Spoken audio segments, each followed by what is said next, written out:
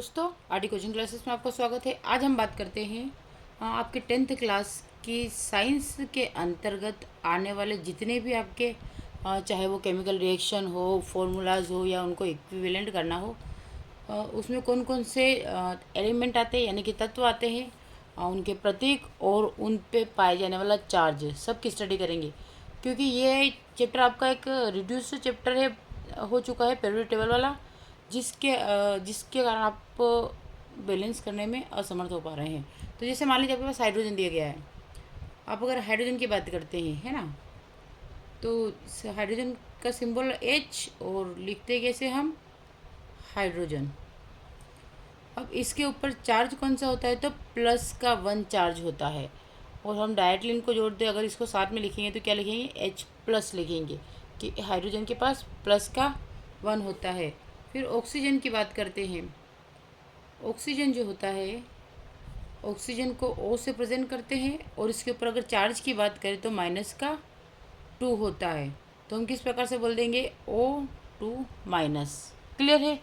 इस प्रकार से इसके चार्ज की हम गणना करेंगे। उसके बाद आता है आपका नाइट्रोजन।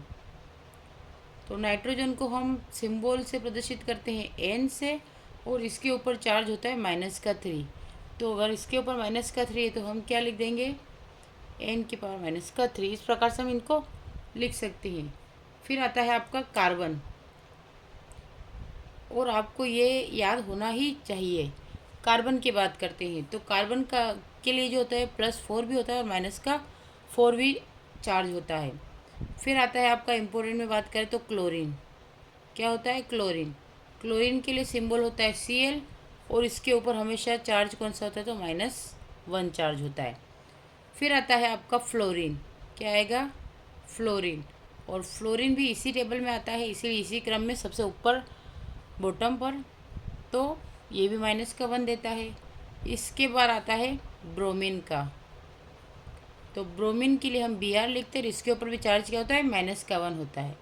फिर इसके जस्ट बाद आता है आपका आयोडीन का, और आयोडीन के लिए हम सिंबल यूज़ करते हैं I, और इसका भी चार्ज कितना होता है, -1।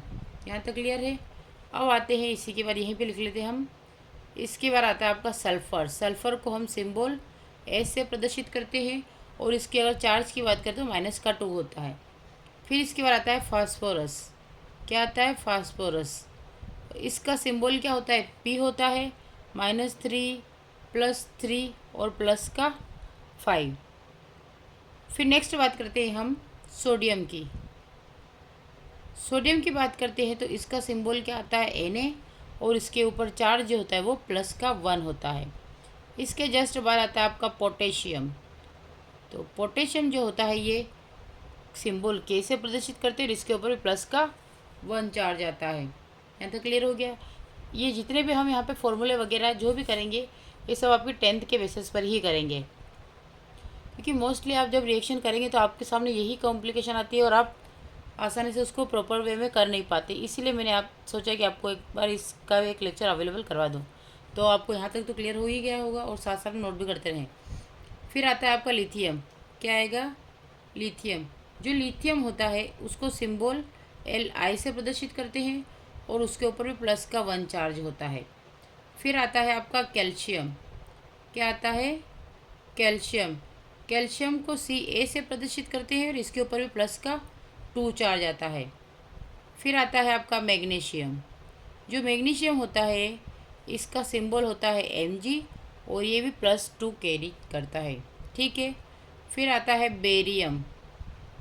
क्या आएगा, बेरियम, जिसे हम Ba सिंबल से प्रदर्शित करते हैं, और ये भी कितने चार्ज करेगा, तो +2 रखेगा। फिर बात करते हैं हम एल्यूमिनियम की। हमारा आता है एल्यूमिनियम। तो एल्यूमिनियम जो होता है इसको सिंबल Al से प्रदर्शित करते हैं, और इसके ऊपर चार्ज होता है +3। क्लियर है। फिर आता है आपका जिंक। जिंक को Zn से प्रदर्शित करते हैं, और जिंक को Zn से प्रदर्शित करते हैं, और इसके ऊपर चार्ज आता है +2। फिर बात करते हैं आयरन की। आयरन को हम सिंबल Fe से प्रदर्शित करते हैं, और इसके ऊपर भी चार्ज होता है +2। आयरन का एक और नाम याद रख लीजिए, फेरस। क्या, फेरिक, सॉरी। क्या नाम हो जाएगा, फेरिक, आयरन का अन्य नाम है फेरिक, तो ये भी आपको याद होना चाहिए। फिर नेक्स्ट बात करते हैं हम आयरन के बाद में कॉपर की।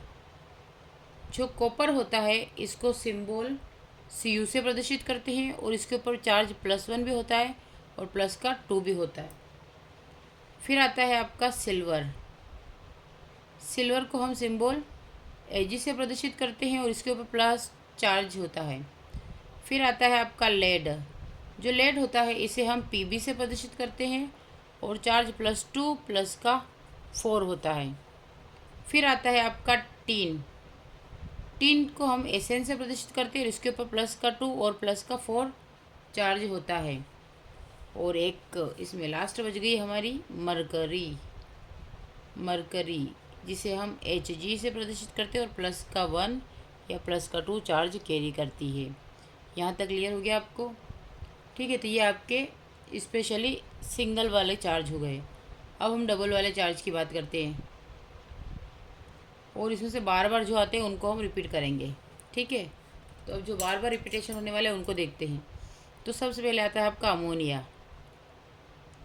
क्या आता है? अमोनिया। अमोनिया को कैसे प्रदर्शित करते हैं? NH4 से। अमोनियम NH4 से, और क्या लग जाएगा? प्लस का 1।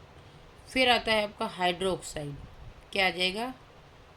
हाइड्रोक्साइड। तो जो हाइड्रोक्साइड होता है उसे OH से प्रदर्शित करते हैं, इसके ऊपर माइनस का 1 चार्ज होता है। फिर आता है आपका नाइट्रेट। नाइट्रेट आता है, नाइट्रेट के लिए NO3 होता है, इसे -1 से प्रदर्शित करते हैं। फिर आता है आपका नाइट्राइट। नाइट्राइट, जो नाइट्राइट होता है इसे NO2 से प्रदर्शित करते हैं और इसके ऊपर माइनस का 1 चार्ज होता है। फिर आता है आपका सल्फेट।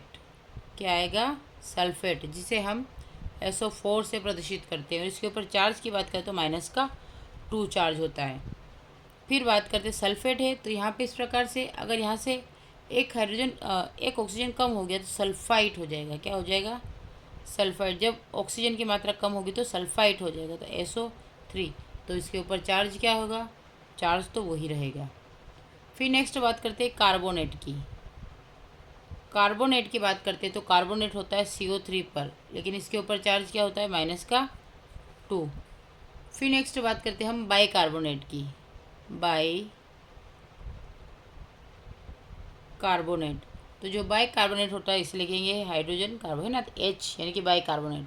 तो इसके ऊपर माइनस का 1 चार्ज होता है। कितना होता है? माइनस का 1 चार्ज होता है। अब इधर आ जाते हैं बाइकार्बोनेट के बाद फॉस्फेट पर। क्या लिखेंगे हम? फॉस्फेट। तो फॉस्फेट को PO4, इसके चार्ज होगा माइनस का 3। फिर आता है एसीटेट। एसीटेट के लिए हम लिखते हैं CH3COO, इसके ऊपर माइनस का 1 चार्ज कैरी करते हैं। फिर आता है डाइक्रोमेट। जो डाइक्रोमेट होता है उसके लिए Cr2O7 होता है और माइनस का 2 चार्ज कैरी करता है ये। यहाँ तक क्लियर हो गया आपको? इस प्रकार से आपको इतना याद करने की आवश्यकता आपके पड़ेगी। क्लियर है? तो ये आप सब नोट कर लें और साथ में एक दो बार इस लेक्चर को देख लेंगे तो आपका जो भी डाउट होगा वो क्लियर हो जाएगा। ठीक है, बाकी एक डायरेक्टली याद करने के लिए भी कुछ चार्ज होते हैं तो मैं आपको डायरेक्टली भी बता दूंगी ताकि आपको इसमें कोई प्रॉब्लम आए ही ना। अब कुछ इम्पोर्टेंट चार्ज है जिसे याद करना बहुत ज़्यादा ज़रूरी होता है और मतलब वही सबसे ज़्यादा पूछे जाते हैं। जैसे अगर हम ग्रुप फर्स्ट की बात करें, है ना, अपना ग्रुप फर्स्ट क्या होता है, तो उसमें आपका होता है सोडियम, पोटेशियम और लिथियम। तो ये जो तीनों होते हैं ना, ये तीनों क्या करते हैं? +1 चार्ज कैरी करते हैं। क्लियर है? उसके हम बात करते हैं ग्रुप सेकेंड की। जो ग्रुप 2 होता है उसमें आपका मैग्नीशियम, कैल्शियम और बेरियम, ये जो होता है ये प्लस का 2 चार्ज कैरी करता है।